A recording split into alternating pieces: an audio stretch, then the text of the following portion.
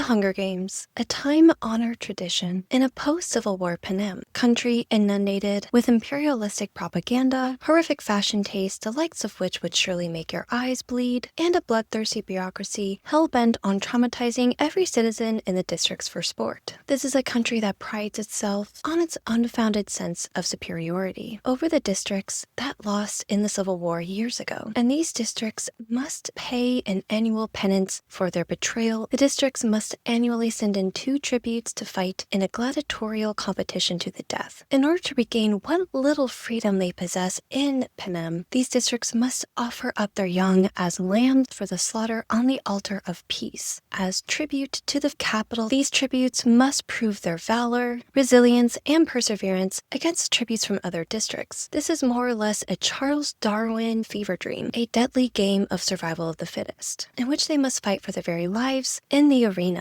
They force these children to delve into the darkest parts of their humanity in order to survive. And honestly, who among us can say that we would act any differently? The Hunger Games are an entertainment for the capital and the people who reside within it. These very people are so privileged they do not have to worry about sacrificing their children to the capital because their ancestors just happen to be fighting on the right side of history at that time. Their children, luckily for them, are excused from this heinous tradition. But unlucky for the capital, there are tributes who refuse to take this lying down and start to fight for their freedom, not just from the Hunger Games, but from Panem itself. And this second quarter quell is the very spark that will eventually end the Hunger Games once and for all. And it is Hamish Abernathy, the sarcastic drunkard that we first met in the original Hunger Games book, that is the very spark for the rebellion that will soon catch fire. But what was his initial spark? Was Hamish the full mastermind behind this rebellion? Or did he have some friends on the inside? And how will his actions in the second quarter quell eventually inspire the actions that happen in the third quarter quell? And these are questions that we're going to be answering today. Welcome back to my channel. My name is Madi Kay. This is my big chair, and today we're going to be talking about one of my most anticipated reads of 2025, and that is Sunrise on the Reaping by Suzanne Collins. And this is what I guess you could say is a sequel to the prequel of Ballad of Songbirds and Snakes, and more specifically the prequel to Catching Fire, my all-time favorite book of the Hunger Games. And this book is actually part of a series that I like to call One Star Book Club, in which we read and review books that are very popular and talk about whether or not they're worth the hype. And for those of you who have been following my channel for quite some time now, I know what you're thinking. Wait, Maddie, you actually enjoy books? That's so surprising. And yes, believe it or not, there are some books out there that I actually genuinely do enjoy. And this book is one of them. And I am so excited to explore this with you today. But before we get started, make sure to leave a like and comment down below if you enjoy this video and want to see more like this one. And please subscribe if you want to get notifications of any upcoming videos. And make sure to share this video with any friends of yours that, like me, really enjoy the Hunger Games. And I do want to warn you guys going into this that this will be a spoiler video. So if you haven't read the book yet and you want this reading experience to be untainted by spoilers, make sure you go to this very specific timestamp in the video. This is when I talked about things I liked about the book and Hunger Games overall. I do not want to ruin anything for anyone who is a fan of the series and wants to read this book on their own. And before we jump into the summary, I do want to talk about the trigger warnings for child death, violence committed by children to other children, grief and loss of loved ones, child abuse, as well as genocide and prejudice. So just keep those in mind as you're watching this video, and without further ado, let's get into it. So Sunrise on the Reaping follows the second quarter quell, and more specifically, Hamish Abernathy's victory in the Hunger Games. And many of you may know Hamish as the mentor that helped Katniss and Peeta survive their 74th Hunger Games in the original series, who also serves as a mentor and one of the many leaders of the rebellion against the capital. This book takes place 40 years after the Ballad of Songbirds and Snakes, which covered the 10th annual Hunger Games, in which the first and only, at the time, District 12 tribute Lucy Gray actually won. This book also predates the original Hunger Games book by 24 years. And as we open up the story, we learn that Lucy Gray, the previous District 12 winner, is nothing more than a distant memory. She was more or less reduced to this legend of old that very few acknowledge, but the Covey seem to really hang on to. She's more of an urban legend rather than a Hunger Games victor that haunts District 12 not only through her songs but also through the Covey. And the very few who remember her do not deign to speak of her, which is the true tragedy in and of itself. No one knows what has happened to her since the 10th annual Hunger Games, and I have a sneaking suspicion that we never will know. She will forever be a mystery in the Hunger Games universe. And speaking of legends, Coriolanus Snow has become President Snow, thus fulfilling the very prophetic words of his grandmother in Ballad of Songbirds and Snakes, in which she foresaw his eventual rise to power. One of the many things I really like about this book is the fact fact that it follows a very similar structure as the original Hunger Games book. And what I mean by that is that we meet our characters and start the story off on the Reaping Day, which then transitions into the festivities surrounding the Hunger Games, like the parade, the interviews with Caesar Flickerman, the Hunger Games, and the book ends when Haymitch is named the victor and him returning back home to District 12. And lo and behold, it is actually his birthday. Yes, that is correct. Haymitch Abernathy was born on July 4th, and every day on his birthday since he was 12, he has had to endure the reaping. And this year is no exception. This is the Reaping Day on the 50th Hunger Games, in which it was announced that double the amount of tributes will be participating in the arena, meaning instead of the usual 24 tributes, so one boy and one girl from each district, there will now be 2 boys and 2 girls from each district. And even though he has this giant threat looming over his head, Haymitch is more focused on enjoying his birthday, getting home to his family, and also meeting up with his girlfriend in secret, Lenore Dove. And Haymitch is actually working at the Hob, the local watering hole where everybody knows your name.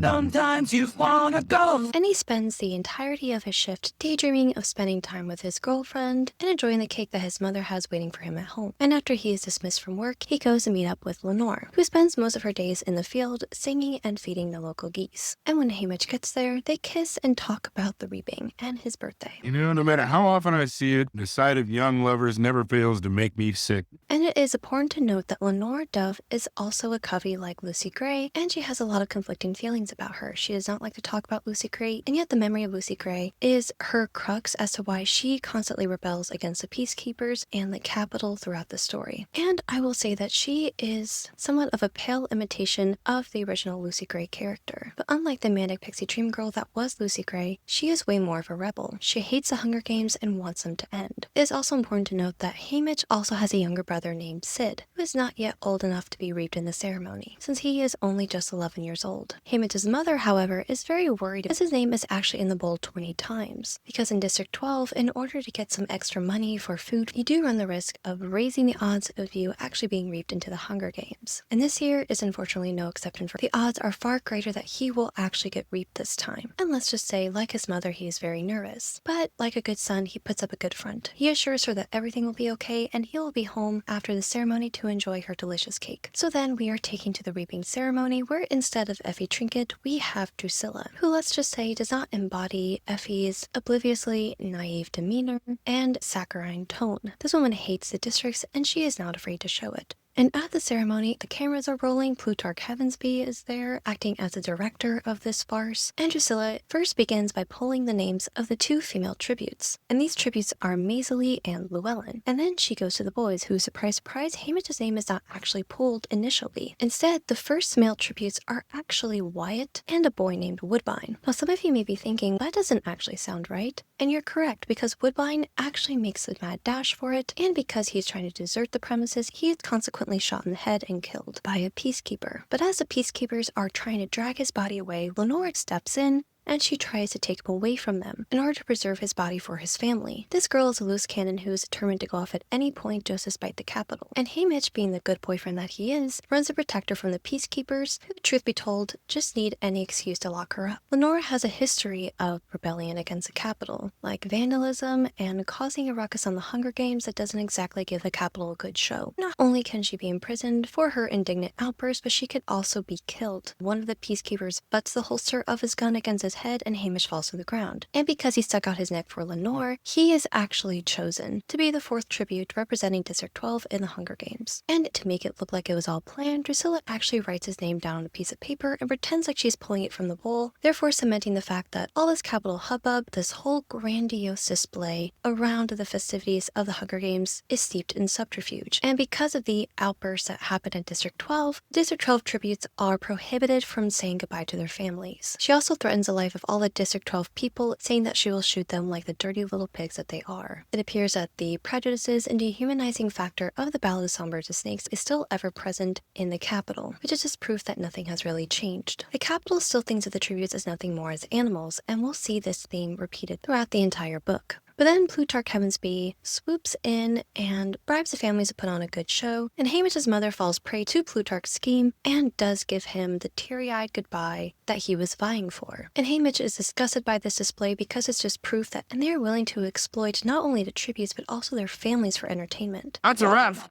It truly is a very sickening world that they live in. But at least they got a bit of an upgrade from the 10th Hunger Games, and this is when you begin to see how the games evolved into something that is much more similar to Katniss and Peeta's Hunger Games than it was to Lucy Gray's. They are treating their tributes more like royalty, feeding them properly, the trains are far nicer in quality, and they get actual beds to sleep on. Granted, they do have to sleep in the same room and they only have one bathroom to share, but that is still much better than sleeping in a zoo. And as you can imagine, the train ride is not going so smoothly. Wyatt Cole, the other male tribute, is the son of a bookie in District 12, a man who literally makes his livelihood betting on whether or not the Hunger Games kids will live or die. And Wyatt, who is the statistical analyst for his father, is very good at coming up with the odds and letting everyone know what their odds of winning are. Let's just say the odds are not in any of their favor. As you can imagine, he's not very popular. Llewellyn is the youngest tribute of all of them, and she is only 12 years old, and she is actually a friend of Haymitch, and that's why he agrees to team up with her as an ally. And Maisie, the other female tribute, is someone that Haymitch does not enjoy being around. In his mind, she is a stuck-up rich girl whose father tried to bribe the peacekeepers for her freedom with money right before she left. Let's just say that bribe did not work. She also has a twin sister who broke through the peacekeeper ranks in order to give Maisie one final hug before she left. And because she's also quite spoiled and has a very pretentious sense of fashion, she immediately butts heads with Drusilla, who let's just say has a very questionable sartorial choices for the reaping day. And Maisie is very quick to insult her on her fashion sense. She is so incensed by Maisie's insolence that she actually takes a riding crop out of her boot and begins to beat Maisie with it, leaving harsh welts all over her skin. After Plutarch pulls her off of her, Drusilla leaves.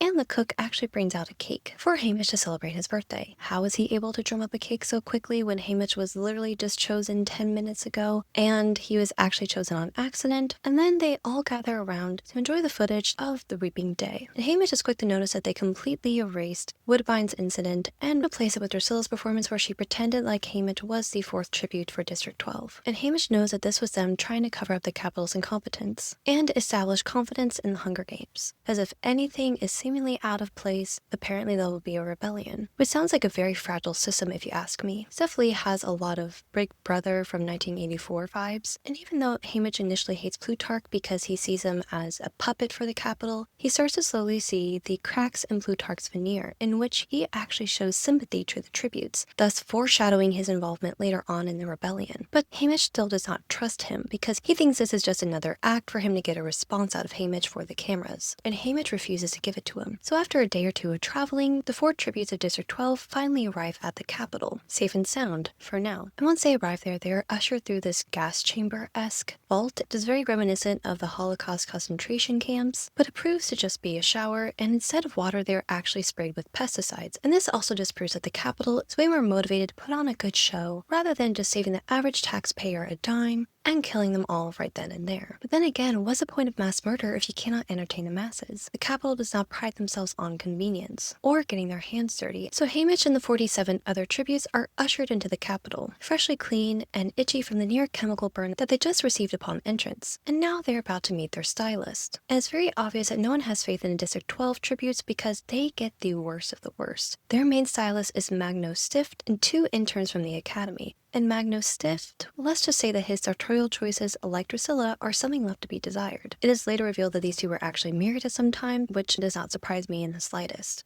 And this man is so strung out and erratic that even his own ex-wife jokes that he likes to lick frogs, which I guess is a more PG version of saying that he may be inebriated in more ways than one. I always like these little moments where Suzanne Collins really dips into more adult content. But remember kids, because this is a family game show, we cannot talk about drugs. No, no, no. Just ignore the cold-blooded murder is totally fine, but if you dare say the F word or mention sex or alcohol or drug abuse, shame on you. This is a family game show. We cannot get involved in all this explicit content.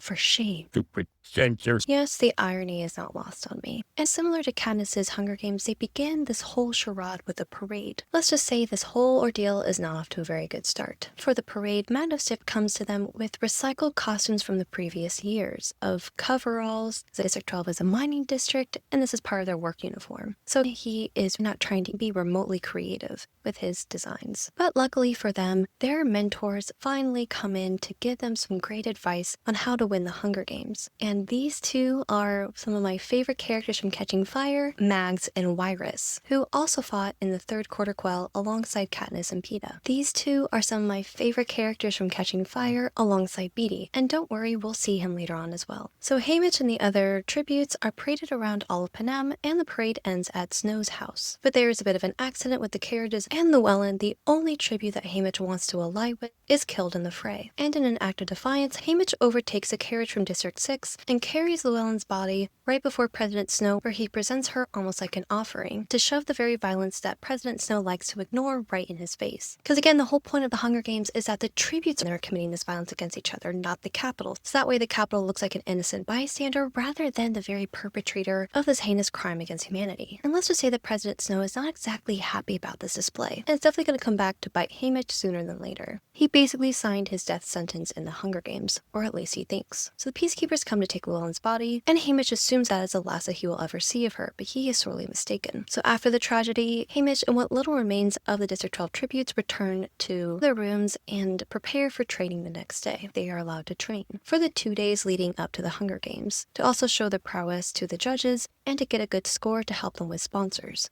And this is when they also start to form alliances. Now, as we all know, traditionally, the careers are from Districts 1, 2, and 4, and these careers are the kids who've been training for the Hunger Games since birth. And they usually team up and target the other lesser or weaker districts. And now, this year, the other lesser districts are actually starting to fight back. And they're starting to form a new group called the Newcomers, in which the underdogs of the Hunger Games are banding together to fight against the careers. And this is where Haymitch meets Beetee. And the scene was like a gut punch because it is revealed that Beetee is actually mentoring his own son in the Hunger Games. That's correct. Ampert, who is only 12 years old, was intentionally reaped into the Hunger Games to punish Beetee for his own acts of defiance against the Capitol. Beetee also has a station at the training arena in order to teach tributes how to make a battery, or potato light. So District 3's main job is electricity and science and technology, which is very helpful in the games. And, as we will later see, is also part of a plan to break Ampert out of the arena, just like in Catching Fire. During training, Maisley is helping other tributes with their tokens, therefore creating more of a camaraderie between them and helping them fashion and braid the necklaces so they're not only more secure but also more tasteful. So I thought that was a very good use of her fashion sense there. And it's also later revealed that the very tokens that Maisley was helping the District 9 people braid and put together were actually starters for the bomb that we'll see later in the arena. And during training, Haymitch is actually invited to join Plutarch at his house, where there is a mystery visitor waiting there for him. And that mystery visitor is President Snow. I guess Plutarch and Snow are pretty close because both of them actually grew up in the Capitol. And even though Snow's family did not weather the storm very well and they became poor and lost their wealth over time, Plutarch and his family, the Heavens Bees, were actually able to maintain their wealth. So you do see a bit of resentment between Snow and Plutarch because Plutarch was actually able to thrive after the civil war between the Capitol and the districts, while his family lost everything.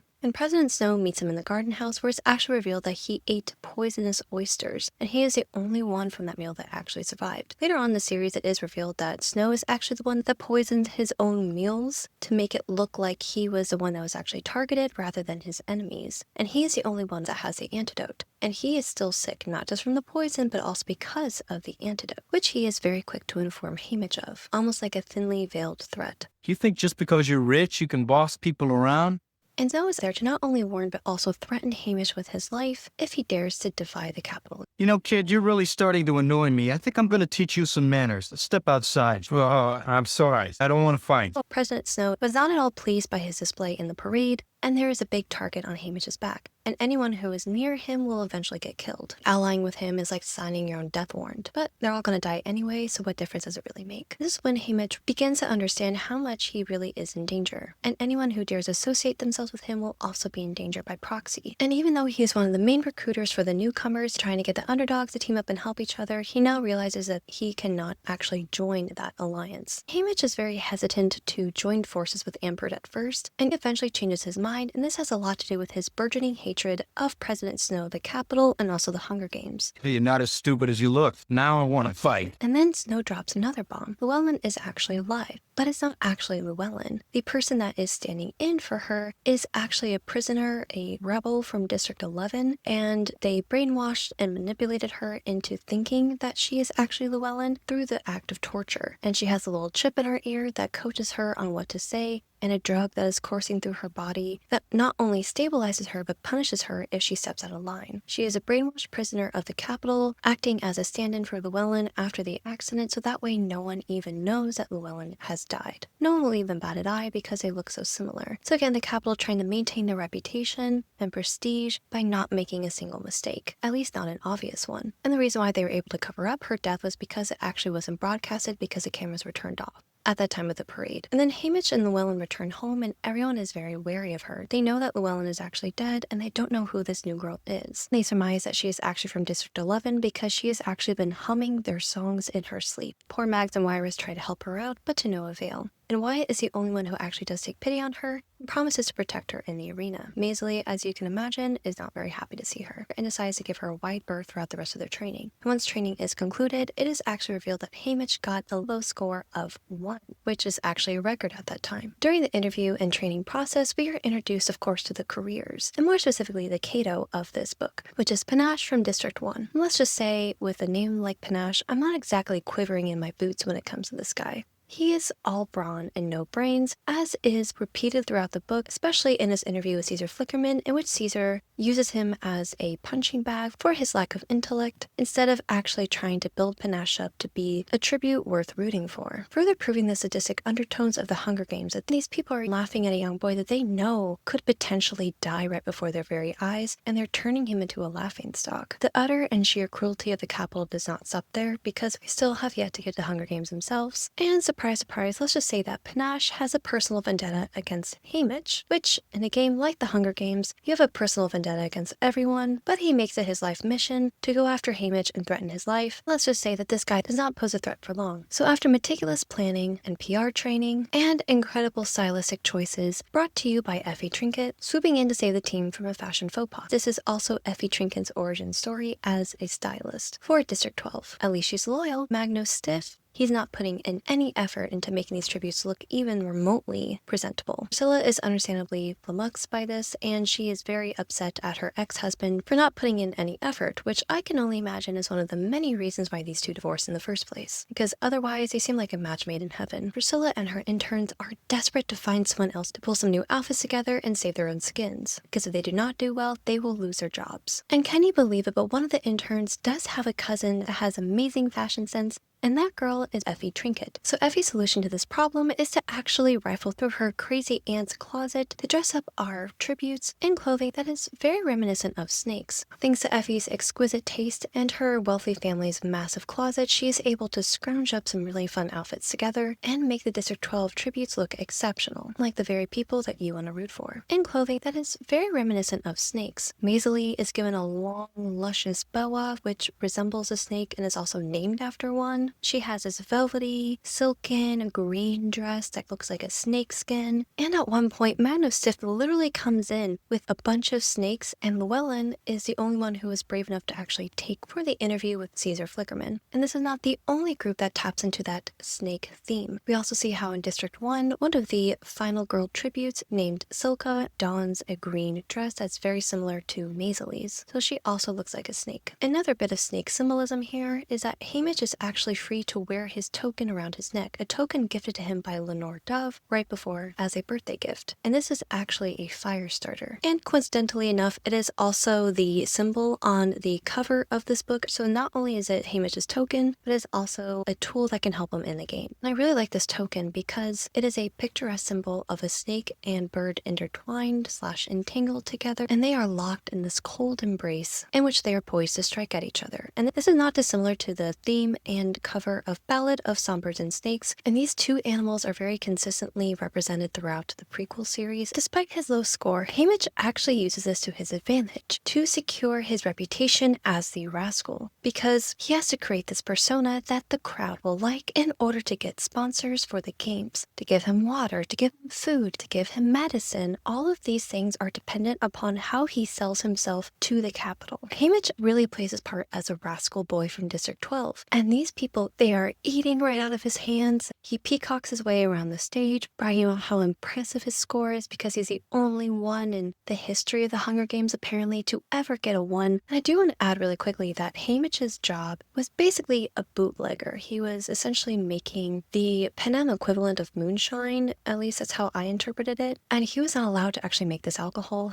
let alone sell it. And he actually did sell it to the peacekeepers and the captain of the District 12 peacekeepers. He was told not to reveal that in his interview because this is a family game show in which children have to kill each other in order to survive. And any mention of alcohol apparently is a criminal offense, and yes, the irony is not lost on me. And despite his coaching, Haymitch does actually reveal that he did sell bootleg liquor to the peacekeeper captain, which does come back to haunt him later. Then Maisley comes on and she is insulting these capital people to their face, and they love it. Then Wyatt comes on and talks about his penchant for odds, talking about which tributes are the most likely to actually win, and he's honest and fair. And then Llewellyn comes on, or what is left of Llewellyn, and she has the snake on her shoulders, and what little is left of the real person that she was before takes over, and she starts to call all the capital people murderers, which, if the shoe fits, babe, the shoe fits. They definitely deserve that. And then she is escorted off of the stage, and then the interviews with Caesar Flickerman are over. The interview process is solidifying the Hunger Games' new identity as a reality TV show, a fancier, more expensive gas chamber for the districts, or at least their children. So it's safe to say that the interviews went incredibly well for our District 12 tributes, and they returned to their rooms to try their best to get a full night's rest before the Hunger Games start. And as they are traveling to the arena in the hover airplane thing, Haymitch makes it explicitly clear to Maisley that he will not be joining the newcomers because of the massive target on his back that President Snow put there after he defied the Capitol during the parade, and he insinuates that he will be going on his own. Maisley is understandably not very happy about this because at this time they considered Haymitch to be the leader of the newcomers, but he is really trying to not only play into his rascal persona that he sold to the Capitol, he's also trying to save other people from unnecessary targeted threats. Meanwhile, Wyatt agrees to actually protect Llewellyn in the arena, and this is when the essence of the most modern Hunger Games really shine through here. The tributes all get trackers in their arms. They are flown to the arena rather than carted through a train. And we also get to see the cornucopia for the first time in the prequel series, which is nothing short of a bloodbath and a trap. And as Haymitch goes into his separate room to change into his new clothes and make sure that he has his token with him, Effie actually comes in to wish him good luck. And finally, the moment is here. Haymitch and the other tributes are lifted into the arena, and what he sees actually surprises him. The arena looks like a picturesque painting out of a fairy tale. It is illustrious, it is mosaic, it is gorgeous. There is lush vegetation everywhere, flowers sweeping across the fields. There are cute little animals like rabbits and deer roaming the forest, and everything looks a little too good to be true because it actually is. And as the horn goes off to signal the beginning of the Hunger Games, Haymitch, instead of going straight for the cornucopia like the other tributes do,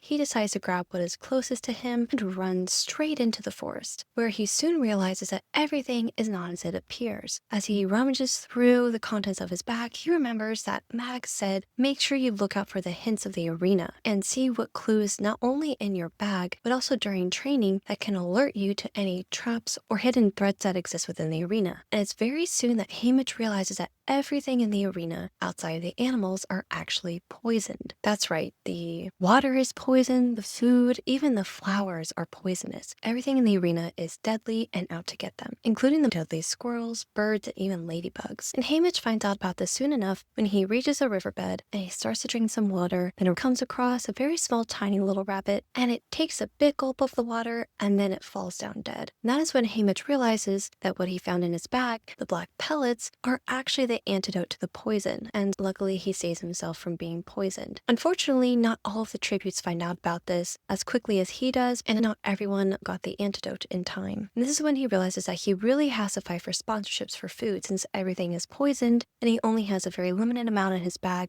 He's not going to be able to survive if he does not get adequate drinking water. Also in his bag, he finds the very tools that he knows that Beatty and Ampert need for the bomb. He finds the copper wires and 2 potatoes and realizes that Ampert did not get the bag that Beatty wanted him to find, and therefore he has to find Ampert in order to help him build the bomb that will flood the arena. Now, Beatty's plan was to go to the northern part of the arena and find this tank of water that will flood the brain of the arena, so that way it's overloaded and that the arena will shut down and that they'll be able to escape. The only problem is that there are several backup generators and this may not work as efficiently as they hope. And their plan is definitely not the airtight one that we see in Catching Fire. And Llewellyn appears out of nowhere, and her whole prerogative was to find Haymitch. At least that was what was coached into her ear using the microphone that the Capitol implanted into her. So she finds Haymitch and reveals that Wyatt died to protect her, and he warns her to be careful because everything is poison. She tries to eat the potatoes, but he won't let her. And then she goes up to a flower, and she does that thing where you slam the flower in between your 2 hands, and then you rub it together, and then you smell it so you can get the full scent. And unfortunately, the pollen in the flower poisons her and she dies. So that is the end of Llewellyn 2.0, another victim of the Hunger Games. Haymitch needs to go find Ampert in order to help him shut down the arena. And he figures out which way north is because the sun in the arena apparently is a reflection of the sun in the real world, and by using his sense of direction. He finds Ampert, tells him that they need to figure out the place where the Mutts retreat to after they attack, and that is when they can locate the weak link of the arena, aka the very place where they can climb down to, find the water tank, and destroy it. And they find a door that leads down to an underground level in the arena where they locate the water tank. And as they set up the bomb and they're about to blow it up, Mutts attack them. And these are little tiny bat-like creatures. And as Haymitch is being attacked, he quickly pulls himself up the ladder back into the arena as best as he can, and the bomb detonates. Unfortunately, it only supplied very minimal damage to the arena overall. It flipped off for a minute, but then it came back on thanks to the backup generators. So their plan failed. And even worse, his deadly squirrel Mutts, they're hoarding around this body, and he realizes that it is Ampert. And as the squirrels leave, there is nothing left of the boy except for his skeleton. This part broke my heart because even though I knew his death was coming, I just felt for Beatty because I love him as a character. He's one of my favorites in the original series, and this is when I really did get emotional. Not only because he was such a young kid, but also because you knew how much this really hurt Beatty. I cannot imagine the horror of watching your child die just as he was trying to escape the arena. Rest in peace, Ampert. You were one of my favorites. And after recovering from the emotional turmoil following Ampert's assassination, Haymitch really starts to feel defeated because her plan did not work, and they did nothing but minorly inconvenience the Capitol. And around the corner come Panache and the other careers that have hunted Haymitch down and are desperate to remove him from the games, almost as if he is a thorn in their side. And Haymitch, in an act of self-defense, brutally murders 2 of the careers, and Maisley pops out of nowhere and kills Panache with a poisonous dart, another victim of the Capitol. And Maisley materializes out of nowhere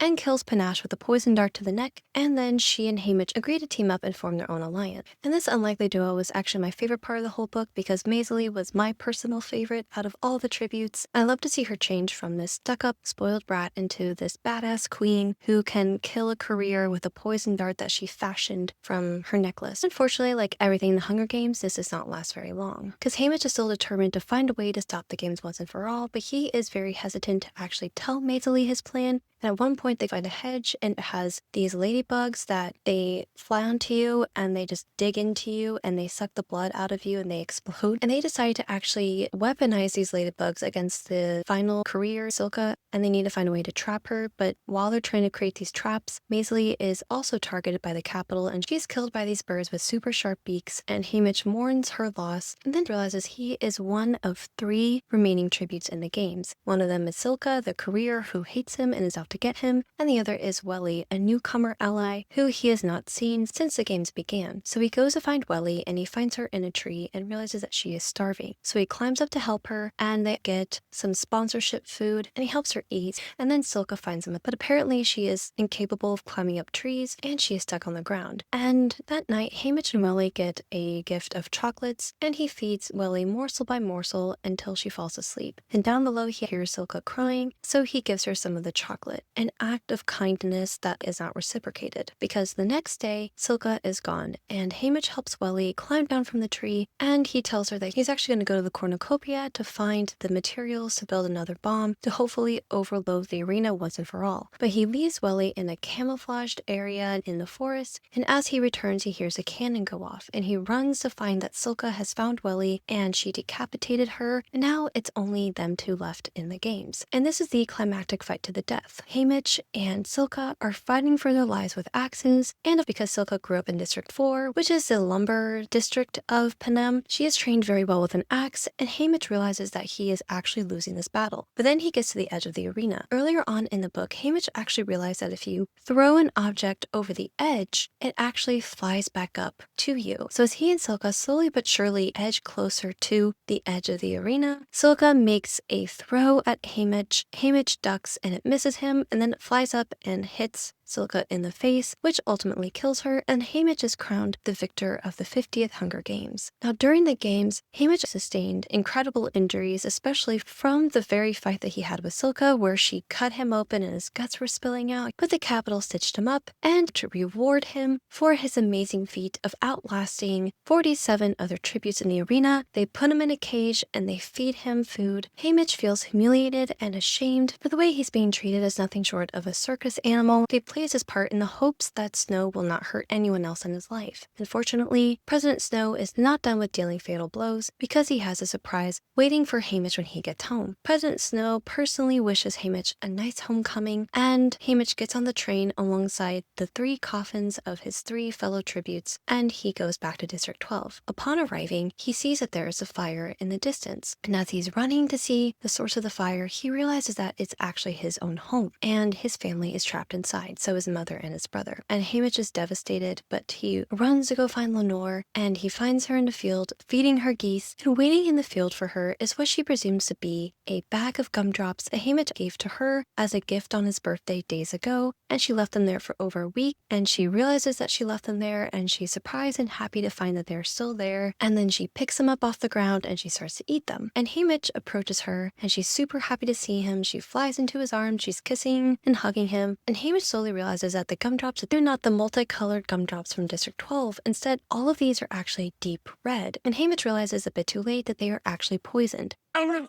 buttons. God. Lenore succumbs to the poison and she dies. So now with absolutely no family, no girlfriend, no home, Haymitch officially moves into the Victor village of District 12, pushes away his friends until there is absolutely nothing and no one left for him, and he accepts this cruel fate of the Hunger Games mentor, in which year after year he is forced to watch all the District 12 tributes die at the hands of the Capitol until finally, 24 years later, there is a rare ray of hope in the form of Katniss and Peeta. And the book ends on a very high note in which we see Haymitch with Katniss and Peeta in District 12 following the dissolution of the Capitol and the end of the Hunger Games, and they all lived happily ever after. Wow, that was a doozy of a summary. I thought this book was phenomenal. I thought it did a great job of pulling us into the world once again, showing how the Hunger Games have evolved since the 10th Hunger Games, and giving us a sense of hope as a reader, even though we just witnessed something horrible, that it's going to get better, and all this pain and suffering inflicted upon the districts would eventually end. Now that we've talked about the summary, let's dive into my review portion of this video, and let's start off with things that I really enjoyed, not only about this book, but about the concept of the games overall. And we're going to start off with the illusion that Suzanne Collins frequently makes throughout her book in the form of The Raven, the incredibly famous poem by Edgar Allan Poe. Now, am I the only one that thinks of The Simpsons when I read The Raven? The Raven. Once upon a midnight dreary, while I pondered weak and weary. I really did like how Suzanne Collins wrote this illusion into her story, because it really does play into a lot of the themes of Haymitch's story. In the poem, as some of you may know, you have the narrator who is lamenting, mourning the loss of his paramour, Lenore, similar to how Haymitch, in the end of this book, is grieving over Lenore and his own part in her death. Now, in the poem The Raven, the narrator is actually haunted just by the memory and loss of his love, but also by the titular raven that flies into his house and stays for all eternity. And the only thing that this raven ever says is nevermore, foreshadowing his eternal affliction over the narrator. It is a metaphor for hell, at least in my opinion, because the demonic raven is there to stay and rob the narrator of ever seeing his beloved Lenore ever again. And the raven ever flitting still is sitting on the pallid busted palace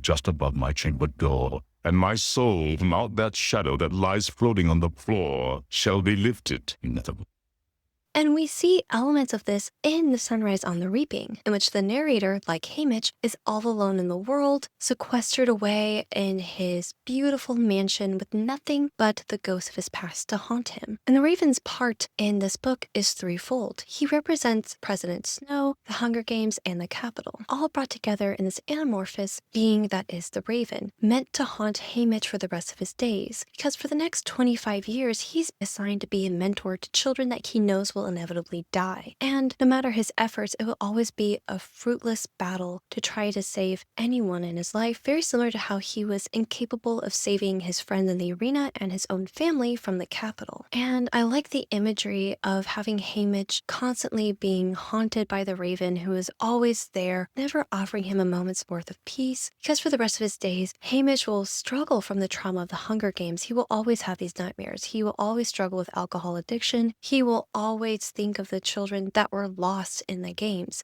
And I thought it really strongly fit with this narrative of The Sunrise on the Reaping. And I also like the fact that this poem acted as a foreshadowing for Lenore's fate. Because if you're familiar with the poem, you know how it ends. You know where Lenore ends up. She and the narrator are no longer together, and the narrator is destined to live a life full of misery and melancholy, and they are never reunited in the afterlife. So I thought that was really tragic, and I liked how these elements tie together beautifully. The next thing I want to say that I really enjoyed about this book was the symbolism of the bird and the snake, not just on the cover, but throughout this entire prequel series. And this is a symbol we also see on Ballad of Songbirds and Snakes. We have the bird and the snake intertwined together in the circular entity here that I think symbolizes the duality of bird and snake. You can see how these animals are not only intertwined, but also entangled together in this perpetual cycle of conflict. These two dichotomous beings who can be exceptionally alike, but also incredibly different. It's also a way to hone in on the fact that these tributes are forced to contend with their most animalistic instincts of survival. Because in the world of the Hunger Games, it's kill or be killed. And if you don't do what is necessary to survive, you will not make it. And tapping into these more visceral instincts within us can really push us to lose a big part of our humanity, like empathy, compassion, the very things that these capital people lack. This is also the very symbol of the fire starter that Lenore gave Haymitch as a token to use in the Hunger Games as not only a weapon, but as a tool. It is literally a fire starter. The fire starter on the cover of Sunrise on the Reaping is symbolic of the duality of not only the capital, but also the tributes, Haymitch, and even President Snow. And I would argue even Lucy Gray in Ballad of Songbirds and Snakes.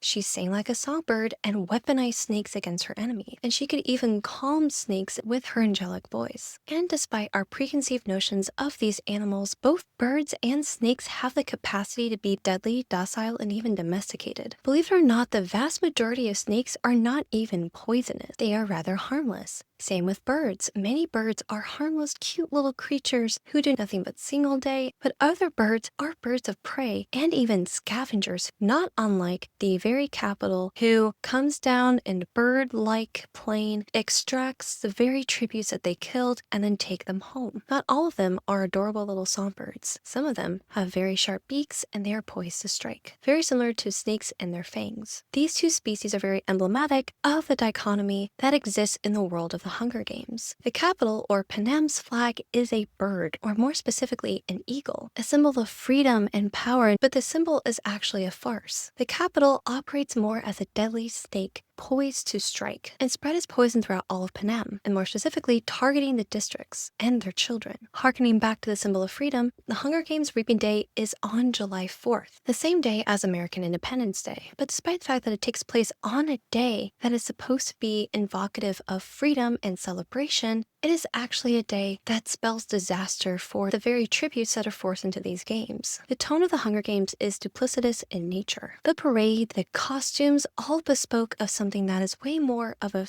festive, light-hearted bit of fun, despite the fact that they are literally signing these children's death sentences in order to appease President Snow and the bloodthirsty citizens of Panem. All of this, pomp and circumstance, it's all pretense. Let me ask you one final time. What are the Hunger Games for? It's a way for the Capitol to not only make a mockery of the lives of the children that they are slaughtering, but to also revel in their deaths. It is both exploitative and entertaining. Consider Snow in this equation. He is a symbol of freedom and power for the Capitol, but he is more like a snake than most people realize. His main weapon of choice is poison, and in order to ward people off of his scent, he is willing to go the extra mile and poison himself so he looks like a victim in all of this. And even Haymitch has these two binaries existing simultaneously within him. Haymitch is like a caged bird, an image that is perpetuated at the very end when he wins and becomes the first ever District 12 victor to win the Hunger Games, and he is literally put into a cage and fed food in this performative compliance to the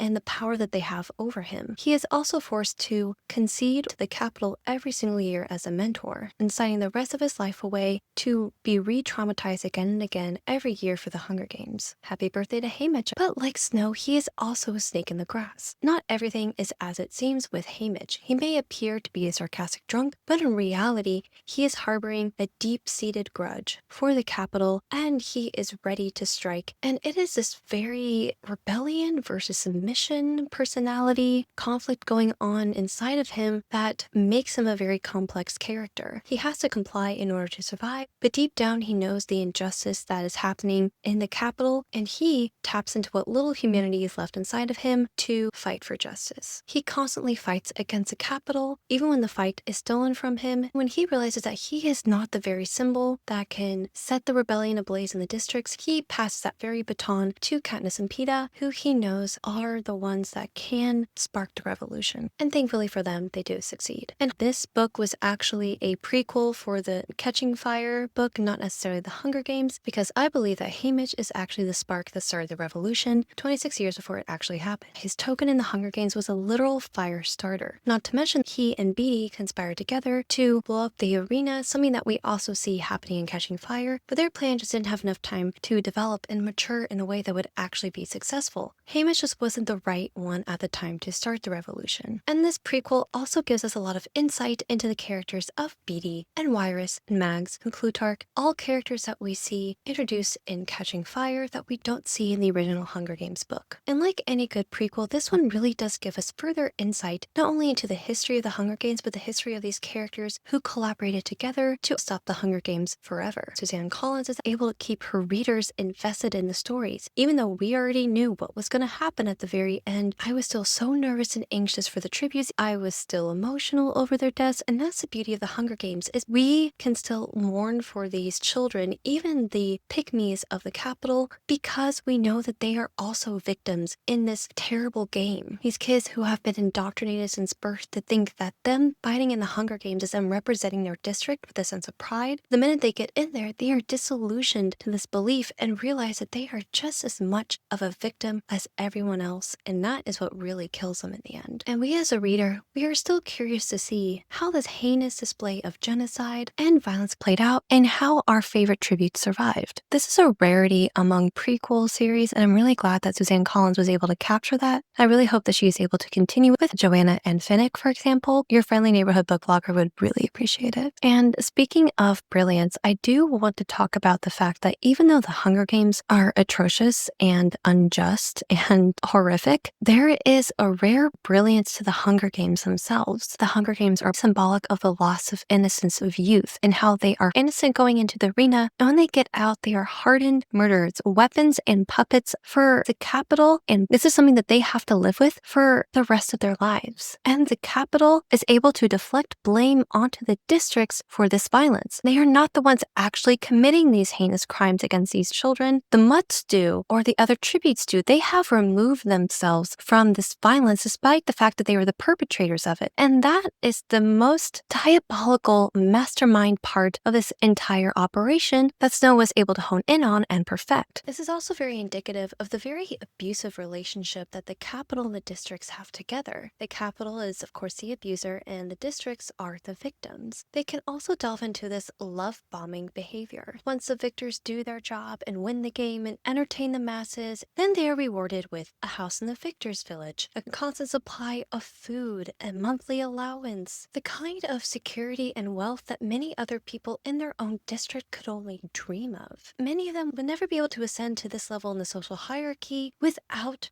winning the Hunger Games first. In order to win the prize, they have to play the deadliest game, and they are bound to these games for life and eternally indebted to the capital. Because although the capital was the one that forced them into these heinous games to begin with, they are also the ones that rewarded them with a lifetime of security and financial stability. And they are the ones that can also take it away if the victors do not do their job. They are now weapons for the capital. Everyone in the district knows it. The capital not only has forced them to become players in a deadly game, but they have also caused irrevocable damages because now these tributes are physically and mentally ostracized from the very people they used to call friends, family, co-workers, acquaintances. The capital tells them you can no longer live in your old house now. You have to live in a separate village, separate from everyone else in your district. None of these other people who never got to play in the Hunger Games can relate to these victors because these victors have participated in the very game that all of them despise. And even though the district people were witnesses to these murders, they weren't the ones who actually killed these people. The victors were. They went on the hero's journey, a very dark hero's journey, and they came back. And can they even relate? I think Suzanne Collins has done an excellent job of world building and with the intricacies and the nuance of the world of Panem. There's just so many layers that go into this, not only on the political side, but also on the personal side. And I think she is an exemplary writer. I think she's a great storyteller. And I think this book really does succeed in entertaining the reader and really building on the history of the Hunger Games in a way that I don't think Ballad of Songbirds and Snakes was able to do, because it was more focused on the villain origin story of Snow and instead focused on a fan favorite in a way that didn't feel pandering to the audience but was still enjoyable. The next point I want to make about this prequel book is that I like the fact that we are really examining the evolution of the Hunger Games. I find that to be incredibly fascinating. It's like an anthropology project. A lot of the questions I had: how did it start? Who was the mastermind behind the Hunger Games? What was Haymitch's Hunger Games like? And I really like that we're getting those answers slowly but surely. And I like to see how the Hunger Games is building and evolving over time. We see how it was very different from Lucy Gray's Hunger Games to Katniss's Hunger Games, because in hers the train's a little bit nicer. They got fed way better, or at least more exorbitant food than in Haymitch's Hunger Games. They got to sleep in different beds. They didn't have to take the gas chamber shower in the very beginning. I like seeing the bedding, the sponsorships. I liked how we got to see how President Snow really laid the foundation for how the Hunger Games are. It's a very big concern of mine when going into a book, because if I cannot immerse myself in the story and the narrative itself, it's because of the world building. And Suzanne Collins' books are a masterclass of that, and I wish that more authors would take notes, because this is pretty much seamless. She is critiquing everything that America stands for, the very religion and source of its idolatry that is capitalism. In other words, money, and more specifically, the American dream. And we see this with how impoverished District 12 is compared to the lavish lifestyles of the capital, where everyone has money to spare, where they're literally eating so much they have to go to the bathroom, drink something that will make them sick in order to throw it back up, just so they can continue to gorge themselves with food. They have expendable closets full of clothes that they will never wear, which I can only imagine the cost of those clothes would likely be able to sustain an entire district for months. And this kind of culture is mirroring the one that we see in America today. The cutthroat nature of capitalism rewards the rich and wealthy and disposes of those who can't quite make it over the poverty line. But unlike our country, the capital runs on a different kind of currency, the currency of sacrifice and blood and requires the less privileged and impoverished districts to pay an annual penance for a war they never fought in order to preserve their own livelihood, at the risk that they may one day see their own children raped and sent into the arena to die for the entertainment of the 1%. The Hunger Games' very opulent display of wealth and gore is synonymous with the American dream, an individualistic ambition which for the lucky few descend past this poverty glass ceiling to a social class to overcome your humble beginnings, and the vast majority of their fellow Americans will never achieve in their lifetime, thus winning the prize, and therefore become the poster child of the American dream. The hidden message behind all of these stories is, see, they succeeded in life, so why can't you? And how is that not like the Hunger Games, in which these victors find themselves at a much more advantaged place in their life? Is it worth the risk? Because even when you reach the top, there is a chance that you will lose yourself along the way. Look at any successful person in Hollywood, influencers, pop stars, or super athletes. All of these people at some point had to sacrifice part of themselves in order to achieve this greatness. Fame and fortune do come at a cost. What do they have to lose in order to achieve the success? Maybe it's their own privacy, their humanity, their compassion, their friends, their family, their sobriety, and in some cases their lives in pursuit of the American dream. And was it all worth it in the end? While these people are thriving at the top of the capitalistic pyramid, the average American is struggling to survive. And even worse, they are fed this message that it is actually them that is wrong for not being rich enough or for not being good enough, when in reality it's the system that is keeping them down, not the individual. And how is that fair? Well, we are taught as children that everyone has equal opportunities to rise to the top, to be successful in America, but it's a lie. Capitalism is putting the onus on the individual for their success and consequently their failures, rather than taking a microscope to the very system that is determined to keep 99% of the population down and continue to benefit the very 1%. Instead of creating a system that benefits everyone, we're going to create a system that only benefits the few and convince everyone that is not a part of this secret elite rich club that it's actually their fault for their terrible circumstances. The late stage capitalistic hellscape is definitely starting to take its toll. This book is more like a Black Mirror on America. The Reaping Day takes place on July 4th, and there are 1,776 tributes before Katniss and Peeta's Hunger Games, which is a reference to the year 1776 in which the Declaration of Independence was written and signed, and that is the spark that started the American Revolution. Not to mention the 74th Hunger Games is indicative of the date of the Reaping Day, 7-4,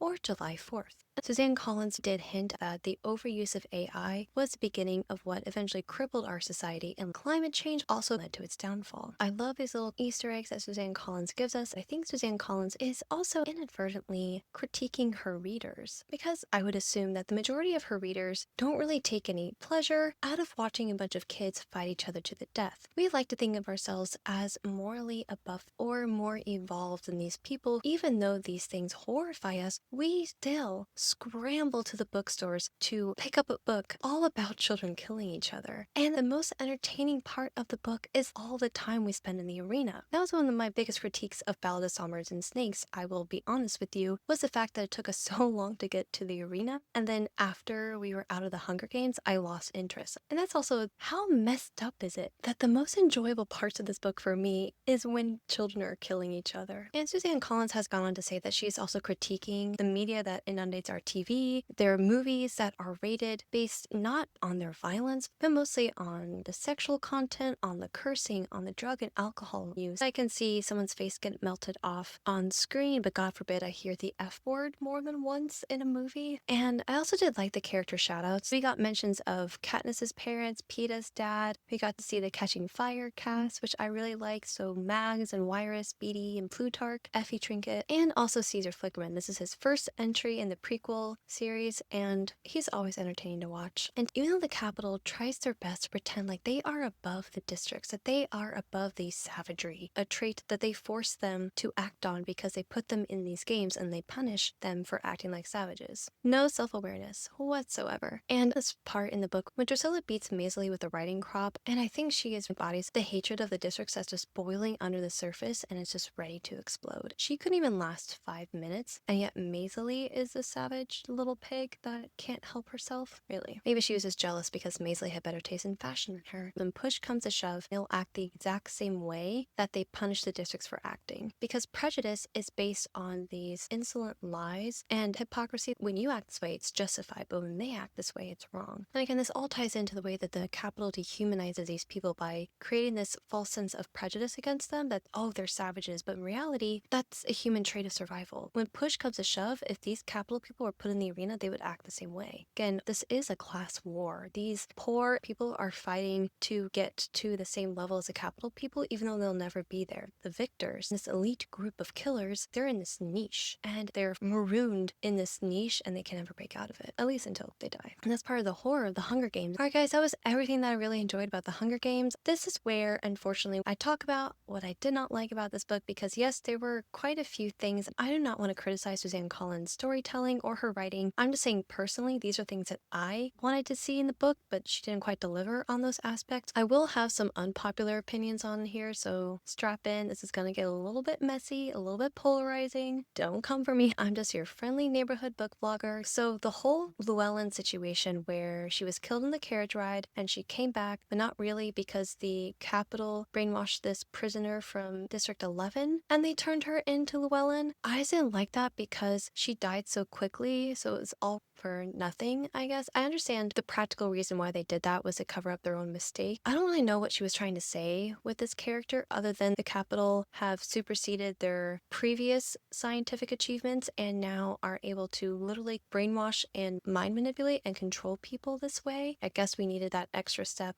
into how they tortured Peta and Joanna in Mockingjay. I don't think that really needed to be in the story. And also, I did not like the targeted kills in the arena. So when Maisley was targeted because she was befriending Haymitch and they were allies, and then Ampert was targeted because of his father. If I was viewing the Hunger Games and I watched certain tributes get unfairly massacred right before my eyes and I was betting on them, I would be upset because it feels like the Capitol is favoring certain tributes. Are you telling me that no one called that to question? President Snow is a cheater. Like in Ballad of Songbirds and Snakes, he cheated to help Lucy Gray win and become the victor with the little pocket mirror full of rat poison. So it doesn't surprise me that he would pull stunts like this, but I find it very hard to believe that no one in the Capitol would be upset that their favorite tribute was targeted unfairly. Alright, I know this is a weird critique, but stay with me. I wanted him to be more of an asshole than he was in this book. I was shocked at how much of a Boy Scout he was in this book, because a person that says something like this, Congratulations. Embrace the probability of your imminent death and know in your heart that there's nothing I can do to save you. this was a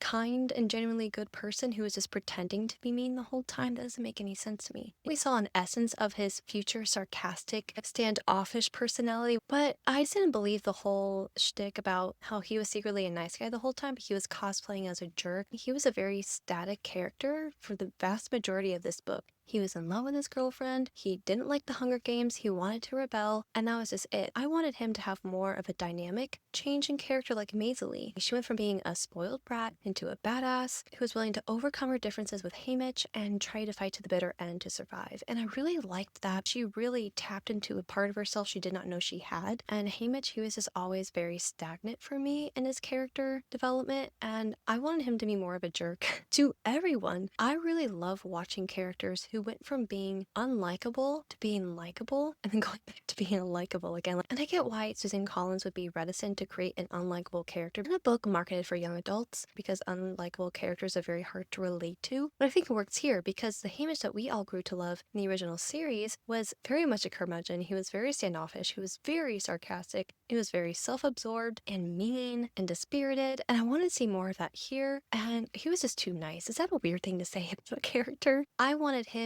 and Lenore to have a very different kind of relationship where he didn't really appreciate her at first, and then he gets into the arena and he almost dies, and then he realizes that, oh, actually I really love her, and he confesses his true feelings on TV, and that would have been so cute. I just didn't really believe the character arc that led him into being the current Haymitch that we all know and love. I know he went through a lot of trauma, I know that he turned to alcoholism, but it was just such a quick transition, and the ending just felt very rushed. I feel like that's my main critique here. And speaking of characters I didn't like, this one might get me in a bit of trouble. I didn't like Lenore because her main dynamic between her and Hamish was very reminiscent of the one between Snow and Lucy Gray and the other prequel, and I felt like she was just a pale imitation of Lucy. Whereas Lucy was a Manic Pixie Dream Girl, Lenore was the rebel girl. She would put herself and other people in danger, all for her own personal beliefs and her own personal goals to defeat the Capitol. And that also, to me, lessened the impact of her death because she was constantly getting in trouble. She was constantly performing rebellious acts against the Capitol. And you know them, they don't take this lying down. They were either going to kill her, imprison her, or turn her into an Avox. And I think that's why I wasn't really upset when she died, because I was thinking the whole time, like, of course she's going to die. Anyways, she's going to get caught by a peacekeeper, which did happen in the book. She did get imprisoned, and then she was let out on good behavior. And then we're supposed to be surprised something bad did actually happen to her. Where's the logic in that? That's why I didn't feel bad, because she was already setting herself up for failure, and I wanted her to be more of like an innocent bystander, so that way that would be even more of a gut punch impact, because she was innocent the whole time. She was just living her life. She loved her boyfriend. She wanted to see him out of the arena, and then that's just gone in a blink of an eye. And I also did not like her because she's the reason that Hamish got picked in the first place. All you had to do was not do anything and your boyfriend would be fine, and you would still be alive, and his family would still be alive. She literally puts other people in danger for her own self-interest, for her own goals, for her own rebellion against the Capitol. I know it's silly to blame her because at the end of the day, she is just as much of a victim as anyone else in the districts, but still, this girl made so many stupid decisions, and when she died, oh my gosh, that scene, you guys, it made me sick. Not with emotions, but literally sick. Like, I almost threw up. And here's why. So Lenore is described as being this lover of birds, and her main bird of choice are geese. That's a choice, okay? For those of you who do not live in a place that is overrun with geese like I do in Illinois, yeah, geese are the worst. I hate them. They are terrifying. They shit everywhere, everywhere. You would walk through a park by a body of water and there would be geese shit covering the entire sidewalk. It is disgusting. Plot twist, the geese are the real villains of the story. Never saw that coming. And at the very end of the book, Lenore, oh my god, I'm getting sick just thinking about it. Oh my god, hold on. I'm fine, I'm good. Lenore picks up the bag of candy from the ground, loosely tied bag of candy from the ground, and she thinks it was the bag that she left in the field for a week. Are you insane? Are you insane? You know what? No, you deserve to die if you're that stupid to pick up a bag of candy that is slightly open while geese shit is all around it. While your geese that you're enabling, by the way, are walking around this, probably stepping on it, probably shitting on it, probably eating from it, and you just pick it up off the ground and start eating from the bag. What do you mean? What do you mean? What do you mean? No, of course I don't feel bad for her. This woman was going to be patient zero for the avian flu. She was going to start the pandemic 2.0. She was really about to sick a pestilence upon the land, a plague, if you will. And you want me to feel bad for her? Not only did she rebel against the Capitol multiple times, she ate goose shit gumdrops off the ground and then fed them to her boyfriend, who almost died because of her. I cannot stand this character. I don't want to say I reveled in her death, but I was definitely happy that she died. I'm sorry, what's the future of this relationship? She was going to get in trouble with the Capitol, she was going to get Hamish in trouble, and then both of them probably would have died, or she would have become an Avox. No matter, I just didn't know why I was expected to sympathize with someone who I thought had a death wish. There's no way that you don't know that you're going to walk away from this alive. So now that I shit on Hamish's girlfriend, I would also like to say I did not like the ending. I didn't like the way that his family and his girlfriend were killed because it didn't really scream Capitol to me. The Capitol people are diabolical, they're patient, they are intelligent enough to know how to target someone and find their weakness and just exploit them for it. Like Beatty and his son. They sent Beatty's son to the arena to punish Beatty for trying to use Capitol technology to communicate outside to the other districts. And I don't know why they didn't do that to Hamish. Here's how I would have written the ending. So Hamish returns home. He moves to the Victor Village with his family. He and Lenore Dove are still together. Then the next year, on the 51st Hunger Games, it's Lenore's final reaping because she's turning 18. It is Hamish's brother Sid's first reaping because he's now 12 years old. They go to the reaping, and instead of Drusilla, we have Effie Trinket, and this is Hamish's first year as a mentor in the 51st Hunger Games. And guess who gets reaped? His girlfriend and his brother. he would have to coach one of them to be the survivor, assuming that both of them make it long enough to become the victor. And in the shock of it all, his mother is wailing, she's crying, I can't do this again. Not again, please, Haymitch, save him, save him. In his mind thinks, I can't save them both. And that'd be a reference to the Hunger Games book because he does save them both eventually, just not his brother and his girlfriend, but Katniss and Peeta. And then as they are whisked away, go to the Capitol, Haymitch walks up onto the stage and goes to the bowl for the male tributes. He pulls out a slip of paper. It says Sid Abernathy. He throws it away. Picks up another paper. Sid Abernathy. Throws it away. Picks up another and another and another. They all say Sid Abernathy. He goes to the female tribute bowl, pulls out a piece of paper. Lenore Dove. Another and another. All of them say Lenore Dove. I thought that was going to happen because that would make more sense than just killing them outright on his way home, because you lure Haymitch into a false sense of security that everything is fine. He still enjoys his homecoming, but the next year, that's all dashed to pieces. He loses his brother and his girlfriend in the arena, and then when they both die, his mother dies of a heartbreak, and then Haymitch just descends into madness. Going back to that one scene in Hunger Games when he says to Katniss and Peeta, understand that I can't do anything to save you, he genuinely means it after watching his brother and girlfriend die. I thought that would have been a better ending. That's how I personally would have written it. Otherwise, the rest of this book was gold. I loved it. It was amazing. Alright everyone, that's the end of the video. Thank you so much for making it this far. If you made it to the end of this video, make sure to put a bird and a snake emoji down in the comments. Let me know what you thought about this book as a prequel to the Hunger Games. Are you excited for the movie that's coming out? Subscribe if you haven't done so already, and share this video with any other Hunger Games fans that you know of. And if you're interested in getting more involved with the channel, make sure to look at my membership page and sign up. Hope you guys have a great rest of your day. Don't forget to keep reading, and I'll see you next time.